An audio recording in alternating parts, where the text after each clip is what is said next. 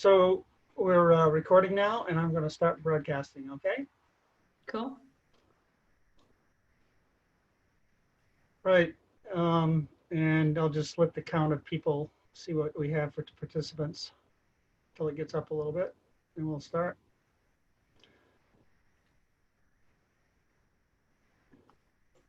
Hi, everyone. We're just waiting a few minutes for people to join, and then we'll get started.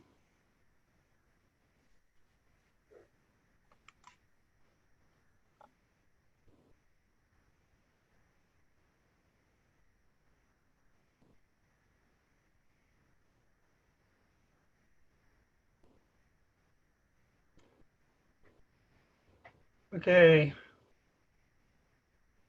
We have like 67 people on board. So I'm going to go ahead and start here. So as you know, this is this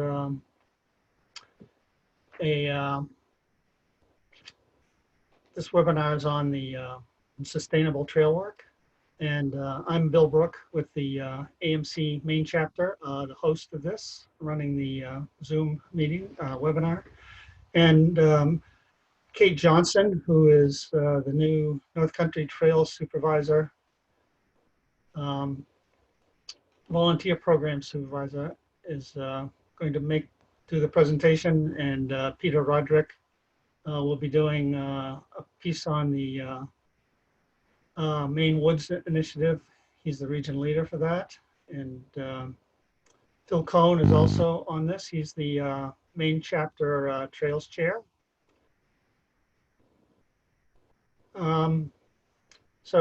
Kate, let's go to the next slide, please. So for the webinar, you can see and hear us, but we can't see and hear you. But you can submit questions via the Q&A little button at the bottom of your screen there. So we are going to wait until the end of the presentations to answer questions, but you can, I guess, submit them anytime, and we'll just answer them in the order that they are entered. There will be a recording of this presentation available on the AMC Maine chapter Facebook page, and we may be able to send you out a link at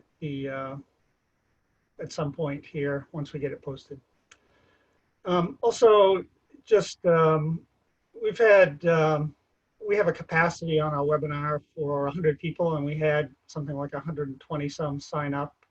So if somebody you know isn't able to join, just give them the link to the recorded presentation, please.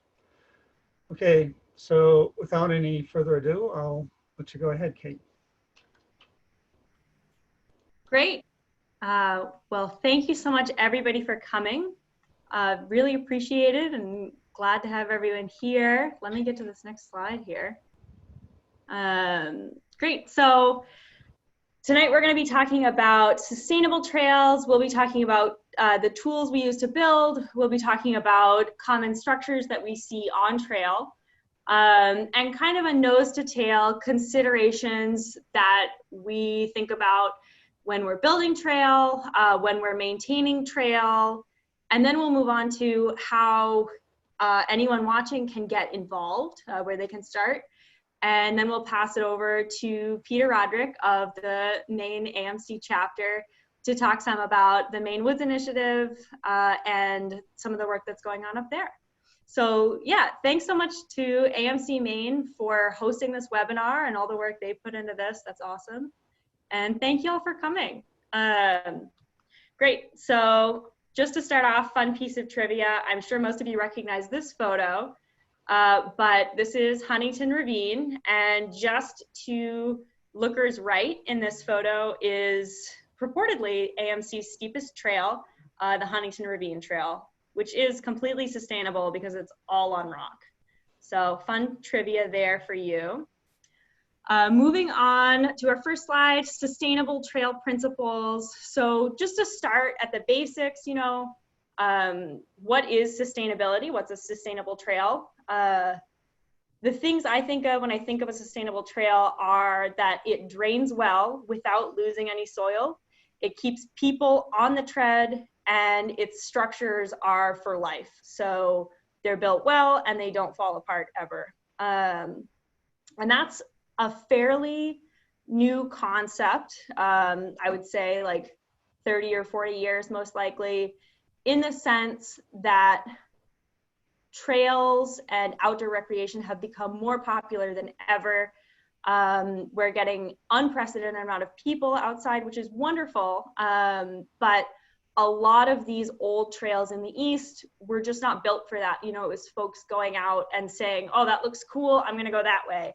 And now when we build trails, we do so through a sustainable lens, which means that we are really thinking and planning and laying out what the best route is for the longevity of the trail, for the user experience, and for the ecosystem around it. So that's kind of the overview of what a sustainable trail looks like. These trails, the principles can be boiled down into pretty much 4 words, which are high, dry, hard, and visible. And there are many ways to achieve these techniques, but it all boils down to those 4 things. So you're keeping water off the trail as much as you can, and you're keeping people on the trail. So high and dry, water's off, hardened and visible, people are able to walk on it and able to find it. And so something that I think is a good thing to point out is just that none of those things include easy for the user. That's a consideration when we build a trail. We don't want the user to have a hard time. But when I'm thinking about what I want to build, I tend not to think about how easy it will be for somebody. Rather, I think about how well they'll be able to find the trail, and just that it's the easiest way compared to everything else, if that makes sense. So really, resource protection and user access are the 2 big things we think about when we think about high, dry, hard, and visible. And then we can talk about construction versus maintenance. That's fairly straightforward. Construction happens once, we build the trail. Maintenance happens many times over the course of the trail's lifetime. So a few times a year, sometimes more, depending on the specific needs of that trail and its use level. So moving on from that, we can talk about the photo that we've got on this slide. This is a trail. I'm gonna guess this is Franconia Ridge. Maybe I'll regret saying that. We are recording this webinar, but I think it's Frank Ridge. And so what I see when I look at this is a sustainable trail. I see a trail that's at the highest point of the ridge. So you can see on either side, the land slopes away. I see a trail that's very clearly delineated. So there, you can see there are blowouts on either side of those little rock walls. We call them scree walls. But because those scree walls are there now, the trail is clearly delineated. It's obvious which way is the right way. I don't see any low points. It's dry, and the soil looks very packed down, and I see rock used in that tread. So it's a hard trail. And something to note is just, we do have these patches where it's clear people have gone off trail, but probably the scree walls were added afterward in order to better signal to people where they need to be. Oh, whoa, sorry everybody. Other considerations that we have, you know, when you go out and do trail work, or when I go out and do trail work, you know, trail work is a huge scope of things. So I think for a lot of folks, when they think of trail work, they think of, you know, moving a huge rock or digging a hole. But trail work can be all sorts of things, from going out and just walking the trail, observing what you see and recording problems that you might see. It can be picking up trash. It can be reblazing a trail, you know, repainting those blazes that show you where you need to go. And so there is a place in trail work for everybody, absolutely, and any skill level, any comfort level. And you know, all these principles of high, dry, hard, and visible, and sustainable trail work, those apply to any of those things. You know, when you paint a blaze or when you cut back a few branches with loppers, you're making the trail more visible. And something else I keep in mind is just that when I do trail work, I'm doing the least impactful thing I can do. So if the choice is between reshaping some dirt or building a water bar, and either would be effective, I'm going to reshape dirt first. You know, we have plenty of personal safety considerations, such as use good body mechanics, use proper personal protective equipment, work within your ability. So those are things to think about when you decide you want to go out and do trail work. We also think about, you know, packing like it's for a day hike, which is things like drinking and eating a lot of food and water, bringing clothes and comfortable things to regulate your body temperature. Trail work is sometimes a lot of standing around while you figure out what to do. You notice I've got a knee pad in this photo. And trail work is really fun to share with other people. It's a great community activity. I know that a lot of folks really enjoy going out with the same group over and over. I know I enjoy that. And getting to know one trail, one place, one group of people, or just get to know the area by yourself. So there are a lot of different ways that you can work on a trail and really enjoy it. Moving on to land manager guidelines. Before you work on a trail, it's really important to understand whose land you're working on and what the regulations are on that piece of land. So agreements can vary widely depending on the land manager, you know, anyone from the national forest to a national park to a state or county land, all the way to a private landowner. They're all going to have separate requirements, separate goals for their land. So it's really important to understand that well. And in AMC's case, our network of volunteers work under the partnership between AMC and the land manager. So especially in the East, of course, land is very patchwork.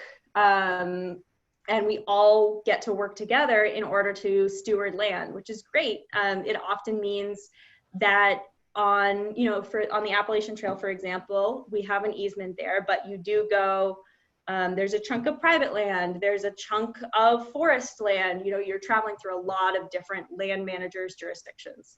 And there are different considerations there. Another thing to think about is different types of maintenance levels on different land designations. For example, you know, the Presidential Dry River, which is a congressionally designated wilderness, has a very different type of maintenance than the trail out to Diana's Baths, which is a very front country site in North Conway in New Hampshire. One is maintained for very large groups of people in all different range of ability levels, and the other is maintained for a much more backcountry wilderness experience. So that means that it's extremely minimal and really is balanced with that ecosystem and a wild wilderness experience. We also think about leave no trace. So LNT is a huge piece of trail work. Like we talked about earlier in the slide, thinking about doing the least impactful thing first, you know, and considering any rare plants or fragile habitat that you might be in, that'll directly affect the type of work that you do.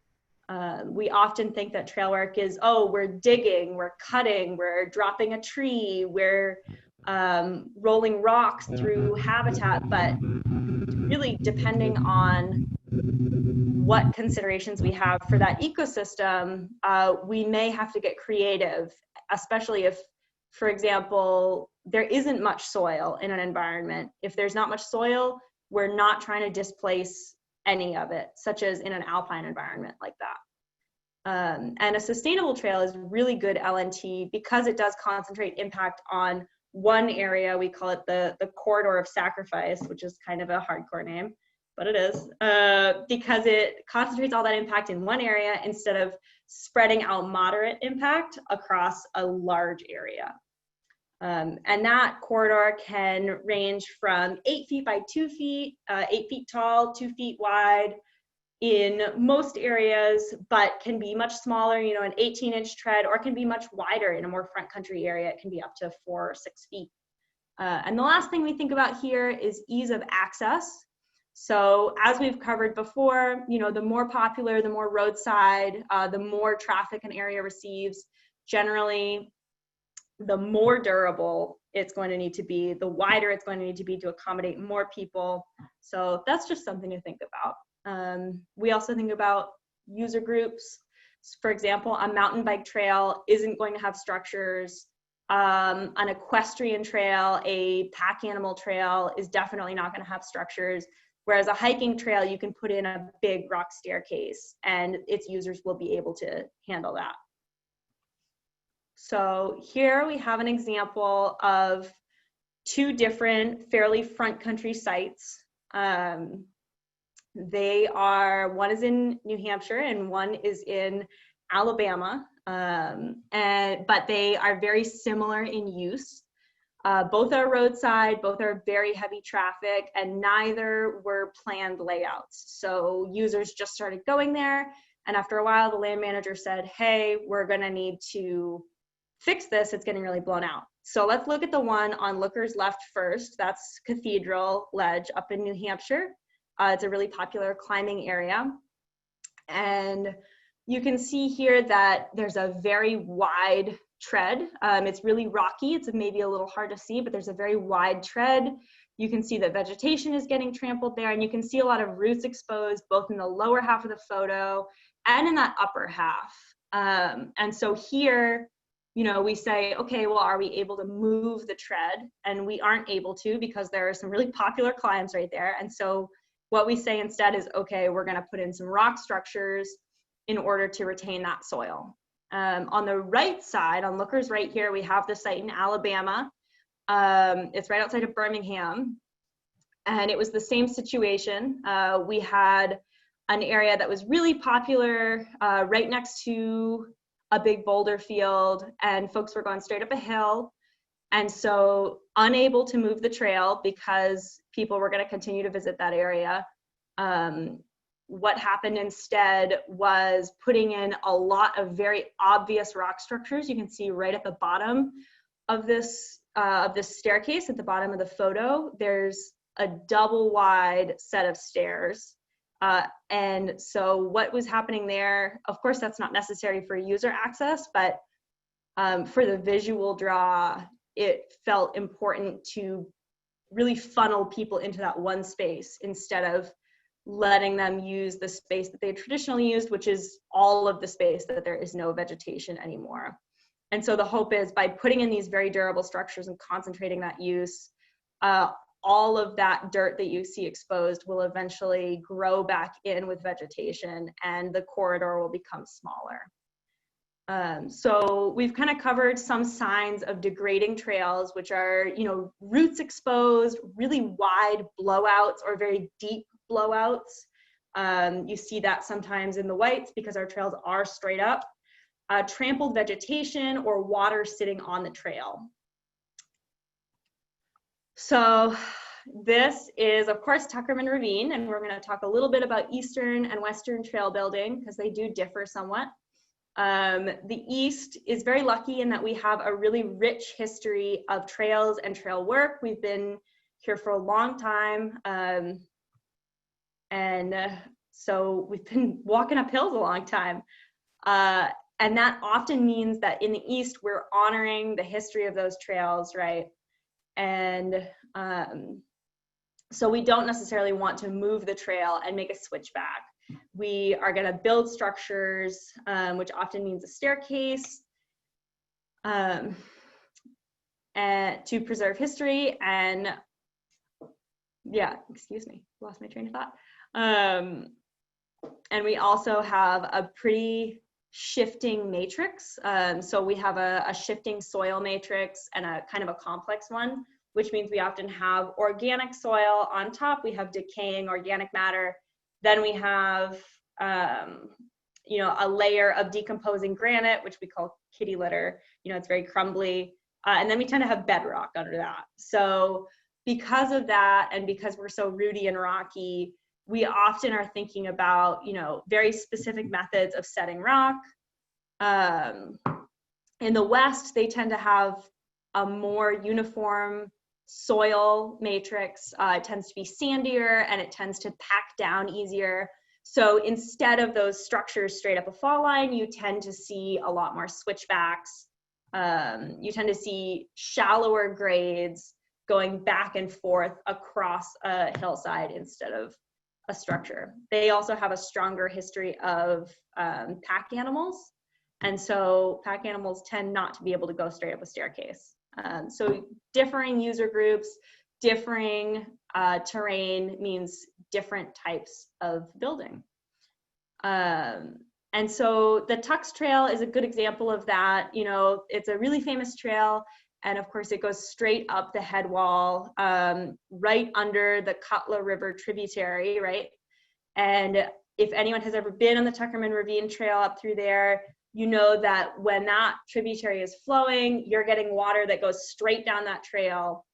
And in our case, sometimes that's the best compromise because we've built that staircase so that water can flow over it. It's a hard, durable surface, it's rock, and so it's gonna wear away very slowly. So people are able to walk up it and water is able to run down it, even though, you know, we often wanna see our trails high and dry, right? When it's not possible in the East, we are able to have our cake and eat it too in that sense. Great. So we have a lot of different tools that we use to build. We have kind of two classes of tools, or two types of tools rather. Definitely there's crossover, but when we're constructing a trail, you know, we'll start by laying out, which generally just means flagging out. Once we've brought in our tread, once we've kind of benched in and cut out all of our tread, we can start thinking about structures. And when we're thinking about moving rocks or building with rocks, we use what's called a rock bar, which is an 18-pound, 4-foot-tall metal bar. And that's really just the lever to concentrate our force. So we can pick up very big rocks that way. We use a pigmatic, which we can use a similar way. We use slings and dirt bags in order to move material, in order to move rock and dirt. And we use shovels. Most folks have seen a shovel before, and if you haven't, you've seen a spoon, and that's the same thing. So, and then with maintenance, we use axes to chop through blowdowns. We use saws of all sizes to, you know, to cut everything from roots to blowdowns, which are trees across the trail, to brush back trails, so creating that nice corridor that we can walk through and see clearly. We use loppers, we use grub hose, and we use rakes, which is what all of these are in the photo. And that's often to create a good level walking surface so water can drain off and people have a level surface to walk on. With all of these tools, of course, safety is extremely important. They're all made of metal and most of them are sharp.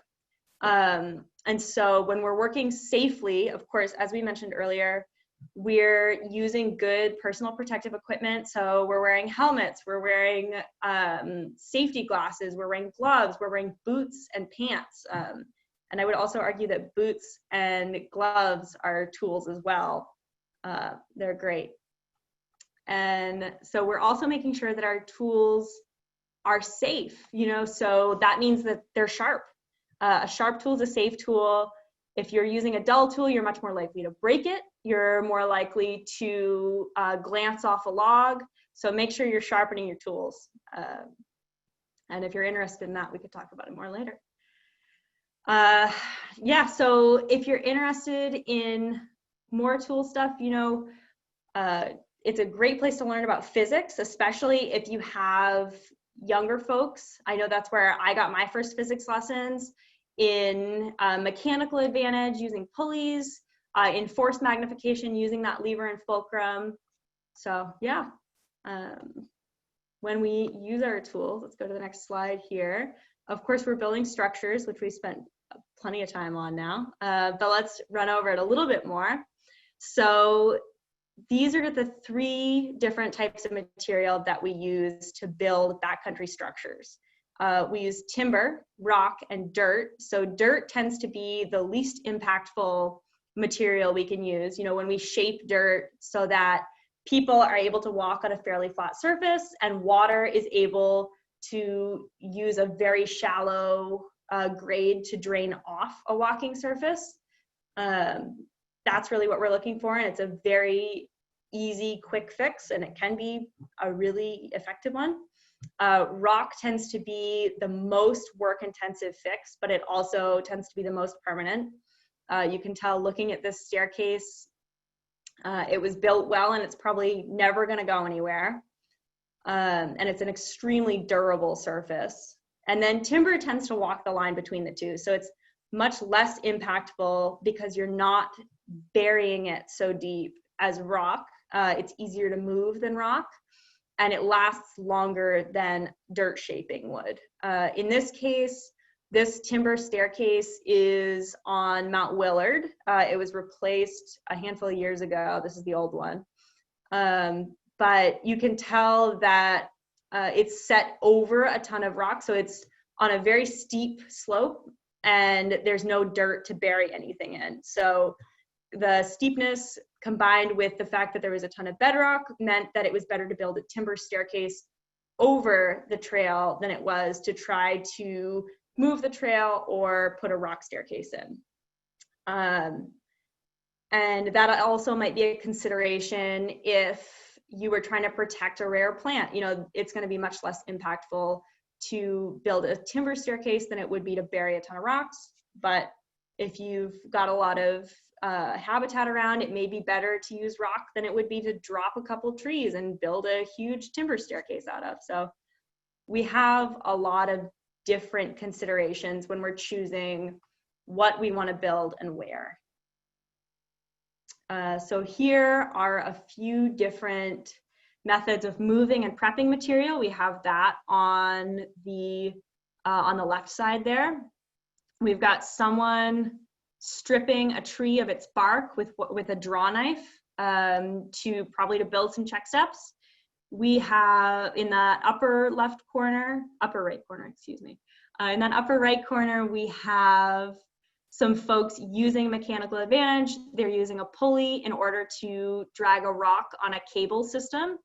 So that's a winch and a cable, the rock's suspended in the air in a sling, and then 2 folks are able to pull it toward them using that 2-to-1 pulley right there.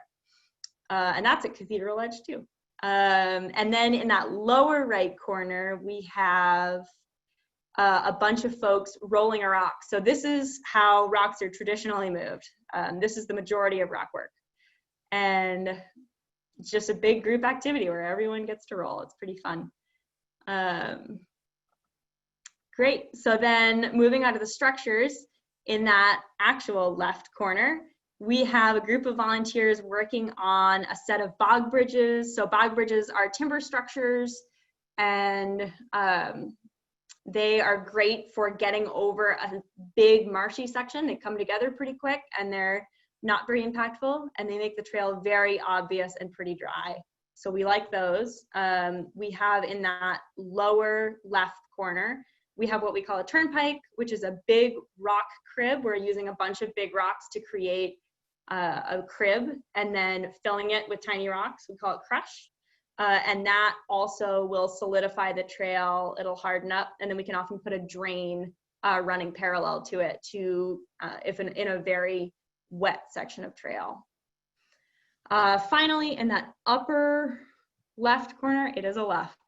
In that upper left corner, we have a bouldering site. So folks like to come and climb these rocks, and right behind them used to be a hill. So instead of letting them put a crash pad and have it slide down the hill, kill the vegetation, what happened was a large stone staircase and retaining wall was built, and that hill became a big dirt pad for folks to hang out on. So that became a level pad.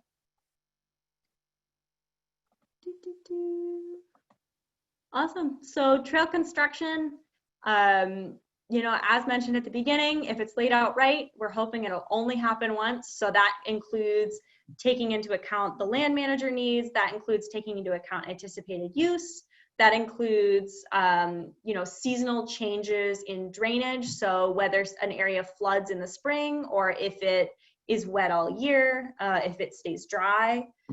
Again, we start with the simplest solutions we can find, which is just paying attention to how steep our grade is. And then we use structures where we need them, which would be if we can't avoid going through a wet spot or we can't avoid a steep grade. So you are at an AMC presentation. So here's the AMC plug. AMC was founded in 1876 and our first trail crew was in 1919. So we've been doing professional work for a long time. And I work based out of Camp Dodge. Camp Dodge is AMC's White Mountains Trail hub. And so our professional crew lives there. Our volunteer crews live there. Our trail adopters come there and get to stay. We have trainings there. And so a bit of history of Camp Dodge, it's been a work camp since the 30s with the Civilian Conservation Corps. They built some of the campgrounds around the White Mountains, I think including Dolly Cop. And then it became an Army camp. So for a little while, came away from trails.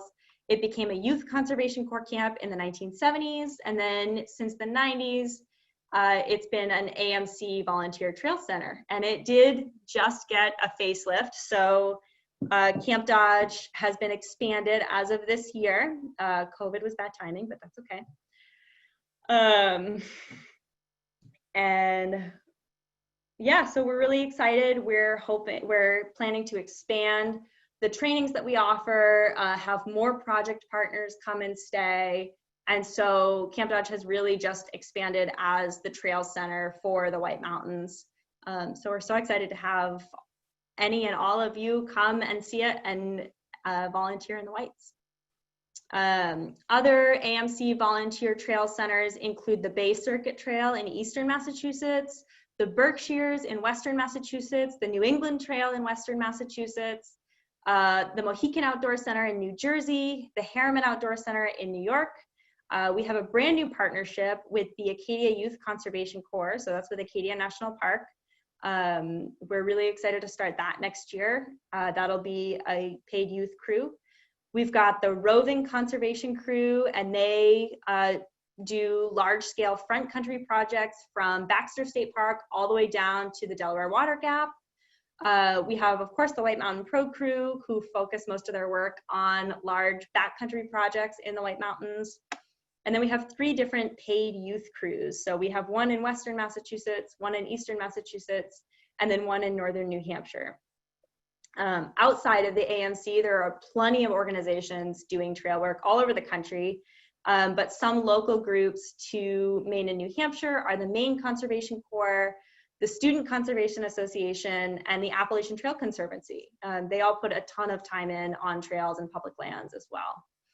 And of course, different groups and different terrain, they'll have different styles, but it's all really exciting. Going from the Northeast to the Southeast to all over the West, they've all got their own special way of working with the terrain that they have and the material that they have. So it's cool to see the different things that folks develop in different places. So there is no right way necessarily to do trail work, but there are principles that everybody bases their trail work off of, which again are those, high, dry, hard, and visible, and sustainable ideas. And it's hard work, it's great work, and it really puts you in some beautiful places. I like to think of it as rock art. Maybe that's kind of hippie, but that's okay. Great, so trail maintenance, I want to talk about, we've talked about construction and structures, and let's move more into maintenance, which is what's going to happen to a trail for the majority of its life after it's built. So that includes a huge range of activities, including brushing out trails. So again, creating that corridor, chopping blowdowns, chopping trees that are across the trail that are blocking the path with an axe. And, again, different types of land mean more or less blowdowns are going to be removed. For example, in a wilderness area, there's an easy over, easy under rule, which means any blowdown that you can step over or walk right under isn't going to get chopped. Whereas, a trail like the Tuckerman Ravine Trail, probably all the blowdowns on that are going to be cleared because it's so popular and it's not a wilderness trail. That was an aside. So other things that need to happen when doing trail maintenance include clearing drainages, so making sure that water can flow easily off the trail, blazing, so repainting all those blazes that guide folks where they're going. Again, blazes aren't on every trail. We don't blaze in wilderness. Even just observing and reporting problems or talking to other hikers and getting to know their trail experience, and reporting back on that. That's all trail maintenance. So this is all done in order to ensure that water continues to be able to divert from the tread and that people continue to stay on the tread so that we don't get multiple trails to the same place. We can concentrate that use in the same area and that water doesn't stick around on trail, eroding away soil. And this protects plant life.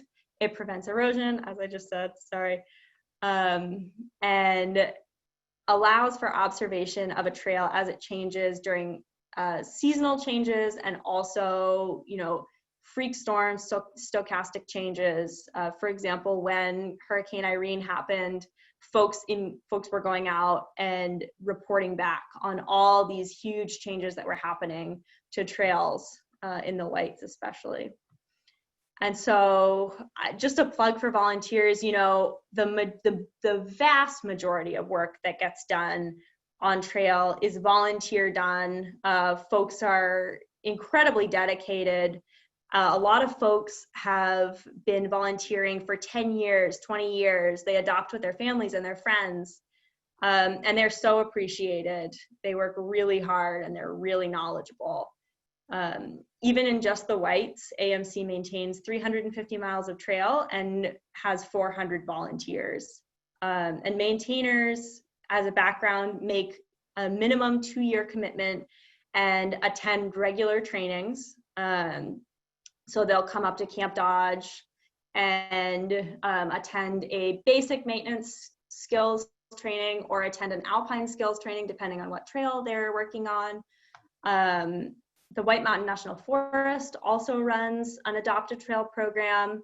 On that program, just on the Saco district, which is in near the Kankamegas Highway, volunteers perform up to 3,000 hours of work yearly, which is incredibly high. So there's a really strong trails culture in AMC chapters, and trails is one of AMC's central missions. So thank you, volunteers. And learning and work opportunities, of course, are increasingly available with this new Camp Dodge facility. So if you're interested, please ask. My email's at the end of this slideshow. I will say all work that volunteers do is tracked and reported to demonstrate the public's commitment to our public lands, to balance different types of use on land. So, balancing different types of use such as mountain bikes, climbers, hikers, that sort of thing, and to coordinate among land managers. The East is really small, as we talked about earlier, and there are a patchwork of land managers, and we all need to communicate with each other on what's getting done where and what isn't getting done. So it's really important that we keep track of all this use and that, we're all staying connected about what's getting done. So here's a slide on how folks can get involved.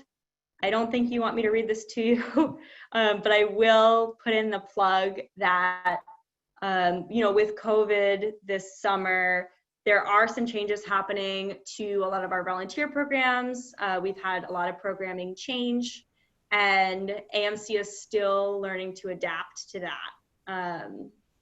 So more and more guidelines will come out in the very near future.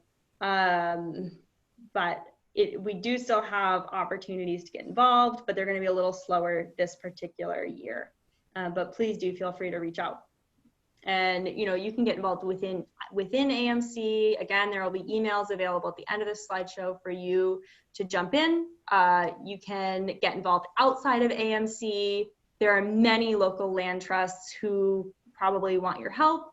There is plenty of stuff you can do even on your own, just looking for evidence of trail work or looking for sustainability. And you also are welcome to do some reading with the Student Conservation Association's trail work book or the AMC's trail work book. Okay. And then I will pass it over to Peter Roderick. Good evening, everybody. And if we can get the first slide up here. So I've been a volunteer with the AMC for about 20 years. Been coming up to the Maine Woods Initiative since day one almost, when they bought the place.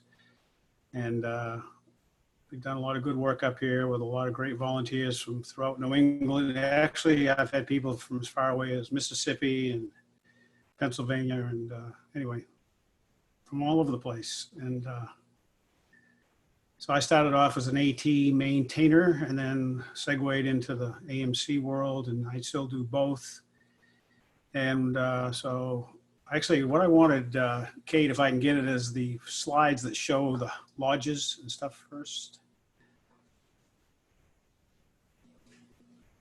I don't know if all of you are familiar with the Maine Woods Initiative, but it's one of the major initiatives of the Appalachian Mountain Club.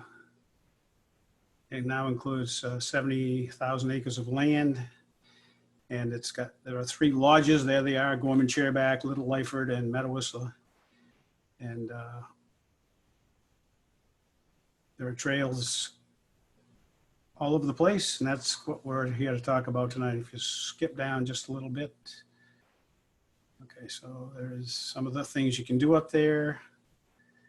One of which is paddling, which there it is. And we're going to talk about some campsites that some volunteers built on the Roach Ponds, which are not named after insects, but after a Jesuit priest whose last name was Roche. I'm probably murdering the French, but anyway. So some of the ponds on that list we're going to talk about are the Trout Pond on the lower left, and also the Roach Ponds, which aren't listed there. All that kind of listed there under the remote ponds are locked, canoes are locked, and so forth. Anyway, let's continue along to the map, I guess. Yeah, the map would be next, please. We don't do this every day, as you can tell. We're better at trail work than we are at presentations sometimes. So, okay, here's a map of, if we can make that a little larger. I don't know if we can.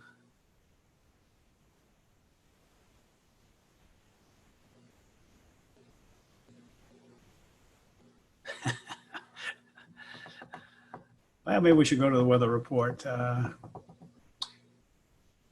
Hold on, folks. We'll get there. By the way, that behind me there is Third Roach Pond. It's as you might know, a virtual program. And it kind of does things with my hair and my headphones. So my head's really not going to explode. Don't be alarmed. But it does kind of weird things there visually.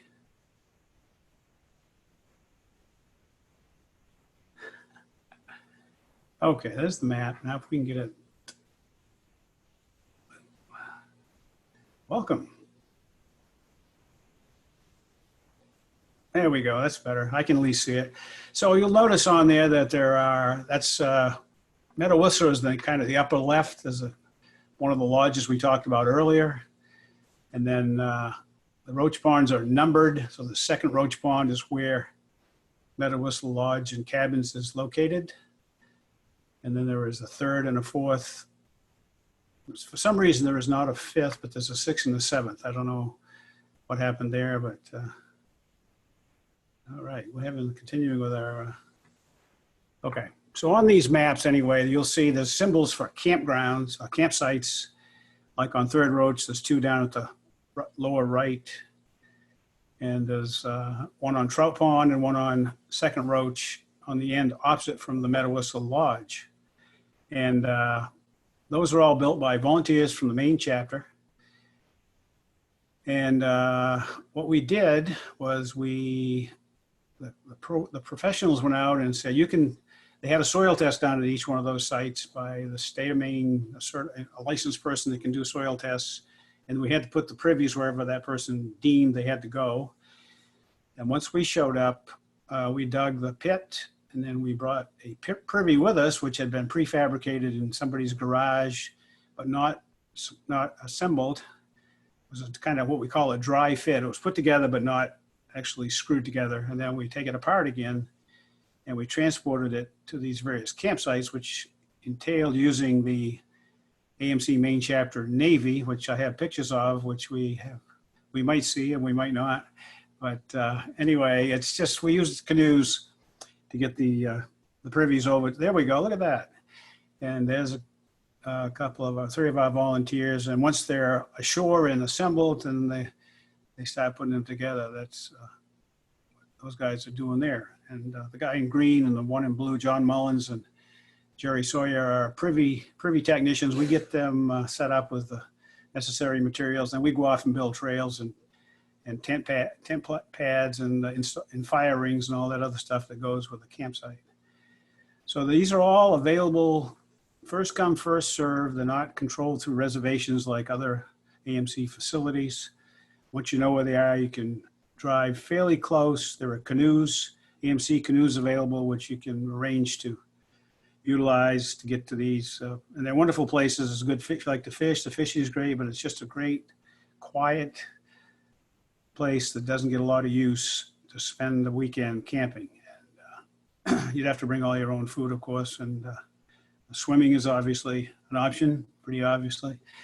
And we had a lot of fun doing this. It's a great volunteer experience. We kind of started by doing trail work, and then once we had the firm grasp on how to do that, we took those skills and kind of kicked it up a bit by doing the privies and the campsites. And so that's my, if you have questions about this, and also Kate did a great job of explaining all the opportunities for trail volunteering and involvement, but don't forget the chapters all have trails committees and trail volunteers. So if you live in Maine, you don't need to go wandering off to the Monhegan Center to work on trails. We got plenty right here, and we can fix you right up. But wherever you want to go, obviously it's your choice. But we do need volunteers, and we'd love to have you get involved. And we have training, and we have an Adopt a Trail program in the Maine Woods Initiative area. There are trails that need to be, poor little things are out there in the woods all by themselves. They need somebody to adopt them. And what that means is you just become you just do the basic trail maintenance on those trails after training.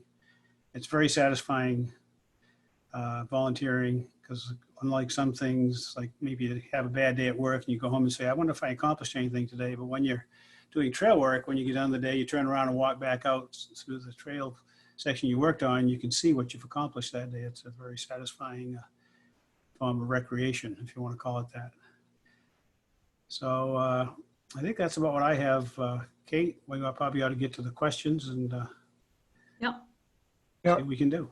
Yeah, I guess I would pop back in real quick and say Peter's right. There are AMC chapters in pretty much every New England state, and multiple of them in most states, as far as I know. I'm brand new, there are 13 chapters, I think. Yeah, and so really get involved with your chapter. I know the Maine AMC chapter is awesome. Working with these guys is great. But yeah, reach out to your chapters. Feel free to reach out to me if you want. I'm happy to connect you, or directly to Peter. Yeah, we'll move on to questions. Okay, so I'll help with the questions here. And I don't know, maybe you were going to say this, Phil, but I'd also add that the Maine chapter has a scholarship for trail work for people new to trail work for the Maine woods. You can you can contact Phil for more information on that. But it involves, if you go up for a work trip, free staying there, some things like that. So, and of course, it has to be called the Peter Roderick Trail Work Award. So that's available. I don't know how that happened. But. Okay, so let's look at some of the questions here. Let's see. So we have one from Johnny Mullins, whoever he is. Yeah, Johnny, yeah. Yeah, and so Kate, this one's for you. It says, please share your trail work resume. When did you get into it? How and why? Wow, great. Cool. So I started doing trail work actually in central Maine. I grew up in Maine. And so I worked for the Belgrade Lakes Conservation Association as a 16-year-old, and then went straight to the AMC and worked for the AMC at Camp Dodge. I led teenagers doing trail work on the teen trail cruise, and then worked on professional crew for a season in the fall. And then I got a job out in Colorado with an organization called the Access Fund. And so they advocate for climber access. And part of that is doing trail work at climbing areas. And so I did trail work with them for 2 years in the Southeast. So mostly Tennessee, Alabama, some in New Hampshire, but all over the country. And worked for the Forest Service for a little bit, and now we're here. So I just started this position a few months ago, so I'm brand new. Okay, thanks, Kate.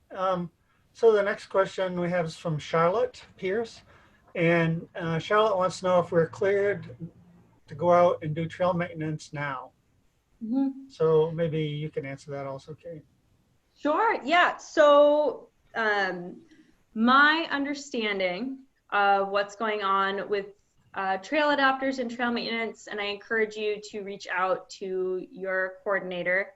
But my understanding of what's happening is on June 15th, we'll enter phase 1 of our phased reopening. And what that means is there will be an online training released, a COVID safety training. It's a half-hour video with a little quiz at the end to make sure you did it. And so everybody who's doing trail work will be required to complete that training. And then phase 1 activities will be released. And so there's a document with a rubric on it that describes what phase 1 activities look like. But so not quite yet. June 15th is the start for adopters, and there are a few qualifications essentially. Yeah, but please feel free to reach out to me and I can work with you kind of more specifically if that's helpful to you. Okay, thanks, Kate. And Charlotte is also asking, will there be a lot of trail work, repair, and maintenance to do after so much time work is suspended? So I guess that's a toss-up question. Whoever wants to answer that. I'm sorry, what was the question, Bill? So the question is, will there be a lot of trail repair and maintenance to do after so much time work suspended? Well, there'll be enough. I don't think it's going to be. I mean, it seems like forever, but in trail work terms, it hasn't been that long. I mean, we have to go out each spring anyway, clean the trails up. It's just kind of a delayed start more than. That would be my take on it anyway. Yeah. Do you want to say anything, Kate? Yeah, I would say yes. There definitely, it sounds like there's been a lot of increased use of the trails, which is great. Glad to hear people are getting outside. I would say, yeah, there's going to be some work to do for sure. Okay, and there was a question if Peter's going to speak. I think we've answered that already. A question about COVID in Maine, and I think we're talking about doing things as a group. But we are, I mean, for the AMC, we will follow the AMC's guidelines for trail work in Maine. Mm-hmm. So if you have any more questions, just submit another one. So Jose Ibarra asks, how many people do the lake campsites accommodate? That's probably for you, Peter. Oh, yeah, okay. Well, they probably would comfortably accommodate 6. They're designed to be, we don't overstress the location. So I think we built typically probably 2 tent pads, which could take a pretty good sized tent. You could get 2 or 3 people. You could probably 6, maybe 8, and I'd say that'd be about the maximum. But there are several in the Roach Pond area. They're not that. I mean, they're all within a few miles of each other. There are additional ones that I didn't show you. That are not on that map.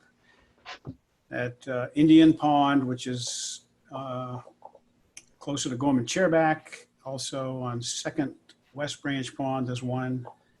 So there's quite a few. And we also have a shelter called the Phoenix Shelter, which is close to the Hedgehog Gate. If you've ever been up in there, but you can find it. There's maps out there of that whole region. And get into my emails there if you need help figuring that all out. Just give it to me and I'll try to work with you on that. But there's quite a few opportunities for camping. So I think we can find something for you. Okay, thanks, Peter. So the next one from Heather. Hi, Heather. And Heather Wyman. And so this says, Bill is an amazing trail representative. What would your legacy be for the Maine chapter in the next 5 years, maybe outside of Maine Woods Initiative? I think Phil is really doing most of the trail legacy now for the Maine chapter. I do the Grafton region and also do some corridor monitoring for the Maine Appalachian Trail Club. But I don't know, we'll see. Also do a lot of stuff for the local land trusts here around Whitefield where I live. All right.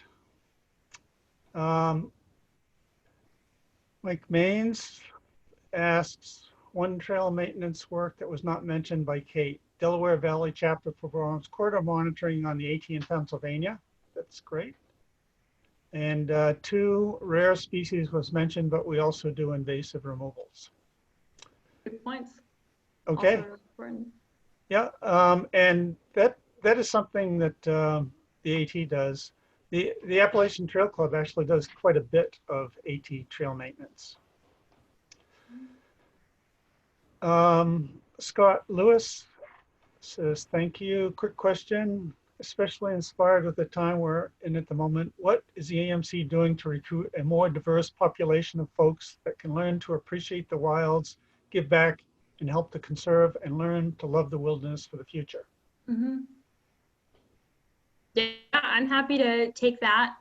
So I will put the caveat on that I am brand new, but and I know AMC is doing more than what I know about currently. But what I know about is AMC is working hard to reach out to communities who otherwise might not be reached. They're creating more opportunities for folks who are lower income or from the cities to offer them an experience to get out into the woods. And they're also trying to encourage folks to explore their local areas as well. Encourage people to find their local public lands. And I know that's actually a bit of a lame answer. And I am looking to learn more about what AMC is doing. Okay, thanks. We have a question, actually more of a statement here around from Maxwell Martin. Peter, Kate, great presentation. Learning about a few more links in Maine. So we will put this presentation on the Maine chapter Facebook page. There'll be a link to a YouTube video. And you can always email Peter to Kate, Peter, or I'm sorry, Phil, around any kind of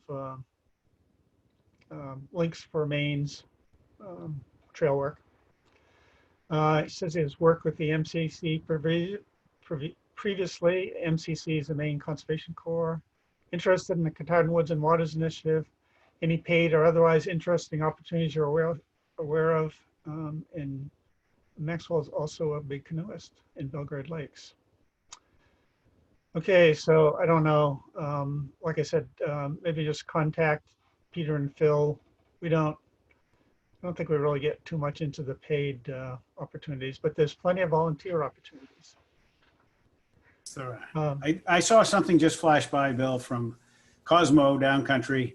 yeah, Just a reminder, the AT is not open officially yet. People are out there using it, but it's not officially. And I saw some correspondence the other day from some of the people on the board of the Maine Appalachian Trail Club, which is the maintaining club for the AT in Maine, that I think there is going to be a slow reopening shortly, and there'll be opportunities to do trail work in groups of four people or less.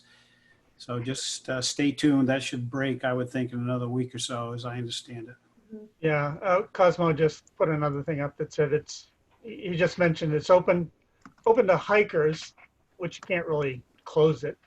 I mean, it would be a bit difficult, but it's not really, most of the maintaining clubs are not doing maintenance, so it's really kind of closed for maintenance. The Maine Appalachian Trail Club is not doing maintenance on the AT in Maine. Okay, another one from Greg Burnett. You just said that everyone doing trail work needs to take post-COVID training. I thought it was going to be the trail leaders. So does everyone that volunteers for my crews need to take it, even if the leader has taken it? So that's probably for you, Kate. Yeah, totally. So Greg, I'm still working on getting the answer to that. I will reach out directly to you and let the ITC know about that. Okay, thank you. One from Lance Madison. Will there be any large projects back on schedule when things open up again? So I'm assuming that's AMC projects. I'm sure there will be once things open up again. Yep. All right. Yep. And Charlotte Pierce is asking, there's a question in the chat. What is AMC doing to recruit and provide opportunities? Okay, so we already talked about for a more diverse group of volunteers. And we kind of talked about that. Mm-hmm. And Lynn Kessler wants to know, where can we get the map of the lakes with campsites? So those maps are actually, I don't know if they're online. They're online. I Googled and found that map by Googling. And of Yep. course, I've got about 15 copies at home. But anyway, yes, they're available. So they're on the outdoors.org website. And I don't know specifically where, but probably near where the lodging is for those for the Maine Wilderness cabins. I think I found mine under Roach Pond Maps. Yeah. Google search. Okay. And they're also available, of course, at the lodges in the Maine woods. Okay, that's all the questions we got, but we got a few things going on in chat here. Let me just see if there's anything here. So I'm not gonna, if you have any other specific questions, you can just put them in the Q&A. Otherwise, I think we're running a little over time. So that's kind of it for the questions. I think, Phil, you wanted to have a few words here? Yeah, I just want to take a moment to thank Peter and Kate for organizing this. Kate, thank you for going out of your way for helping out putting on this whole thing together. One of the guys in my group said, hey, it'd be great to have a trails webinar. So I kind of reached out to AMC just to help us out. And I'm going to get your address later on, and I'm going to send you this little T-shirt here, Kate. This is a trail shirt that has a leadership trail, and it's from the Maine AMC chapter, and it's all about the volunteering. So I really do appreciate it. And I'll ask you What an honor! Thank you, Phil. So thank you. And if you're interested in helping out, I know that Kate said this, but reach out to your local AMC chapter. If you're Maine, send an email to me at trails. Let's see here, excuse me. I should know it, at trails@amcmaine.org.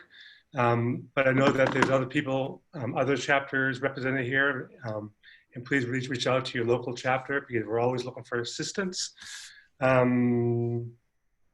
Yeah, thank you. That's all All I right. have. Thanks, Phil.